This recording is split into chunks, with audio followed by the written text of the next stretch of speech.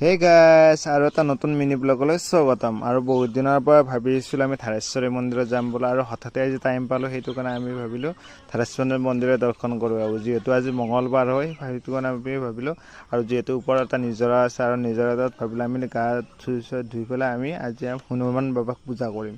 সেইটো কাৰণে আজি আমি এতিয়া ওপৰলৈকে যাই আছোঁ, আৰু আপোনালোকক দেখা, আপোনালোকে চাই থাকিব। ফাইনেলি আহি পালোঁ মন্দিৰৰ ওপৰৰ ভাগটো, আৰু ইয়াতে আপোনাৰ আছে নিজৰা। এই নিজৰাত আমি গা ধুম, আপোনালোক দেখাম। ইয়াৰ নিজৰাটো বিশেষ ধৰণৰ বিশেষ হয়। চাওকচোন নিজৰাটো কেনেকুৱা, আপোনাক দেখাইছোঁ, আপোনালোকে চাই থাকক।